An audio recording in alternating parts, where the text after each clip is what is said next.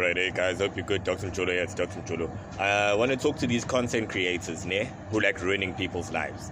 You come here on social media, right? Because someone said something you don't like. Something you don't like. You ruin their lives, you expose where they work and so on. They just said something you don't like. We're old now, guys. Someone says something you don't like, you move on, or you respond back. You respond back and you make sure that it hurts. Easy. You have two options. You understand? Saint. How do you sleep at fucking night? And then for the people who are supporting such barbaric behavior, inhumane shit, in a country of such a high rate of unemployment, you are just ending people's jobs. Gumnadij. Nyakula nine makandeni. Nyakula, and your days are numbered. You guys are gonna fucking die. Do you know that? You guys are gonna die. Someone's gonna pop lead into you. You guys come here on social media. Nigxeka abantu ngecareer yabo, emacareer abo nezinto abazenzayo. Kune podcast enginokubona ama clip ayo.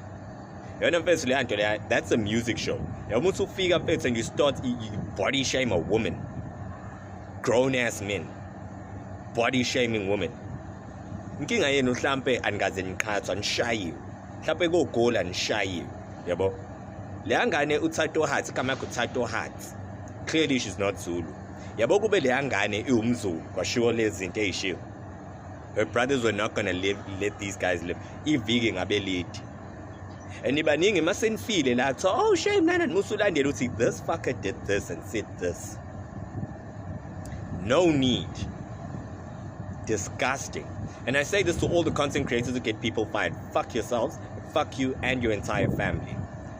I say this to all these content creators who come here and ruin people's reputations and put their sources of income in jeopardy. And their reputations. A reputation is something that sticks with you for life. Do you know how easy it is? Kulula ukuthola an undocumented person like South Africa. Millions of them live amongst us. They're living in poverty. Ngithi nje kuyena ngizokunika u20,000. Khona umjita engamfuni ngimdinga ukuthi ehlangane nenkuno ehlangane nedlozi ngimdinge losi idata fast. Ngimkhokhele leyo mali 20. Yazi ukuthi okushaya futhi ngeke banje in a world of millions and millions of undocumented foreigners. And in South Africa for some reason imedia is a thing ukuthi nje kulula ukuthi umuntu to get away with it. How much more if they're undocumented? And those are the people who are doing the crimes, the undocumented people. We're seeing it with high profile killings. Kuthiwa kuthiwa abantu bangaphandle. Uyabona ukuthi kulula kanjani ukuthi wena ungalusa amadata and you are famous. You post that hey today I'll be at this place. Kulula ukukulinda uphume ugcwele khona abantu la kwimoto ushawa. You guys need to fucking watch yourselves. Watch the way you conduct yourselves. Yabona if someone started it and then you retaliate, I get. But when uzosukela umuntu nje ezihlalele, yambody shame. Uthi umuntu into ayenza iyabheda. Khona umuntu owenza ingoma ezingasile. Emdala. That's how Lihleza fucking made his career. Today he's putting bread on the table. And then fuckers just come here on social media bezogxeka leyo nto. Wonke umuntu unehasile yakhe, wonke umuntu unomshiyashiya wakhe. Abanye badayisa ngemdidi, abanye benza ini, abanye benza lokho. Abanye badayisa idakamizwa. Everyone has their own way of making a living. His is honest, and you have a problem with that. Nakula nina makandeni, your days are fucking numbered as people. God forbid mina if I had a sister and on a podcast kube nomuntu osho lento ngoThato Hearts. I'm fine bezohlangana nedlozi straight. Langane si-deactivate ngisho Instagram. You niggas are gonna die because you're stupid. Nibadala kabi ukuthi ningakhuluma lento eniyikhulumayo. Nalabo abahambe bexoshisa abantu emsebenzini. Mina I would, God forbid, fika umuntu like social media sign isi-petition ngixoshe esipanini. Shuthi wena ungibulala ngiphila mina ngikubulalela ukuthi uhambe. And it is what it is. Stop fucking around because you'll find out.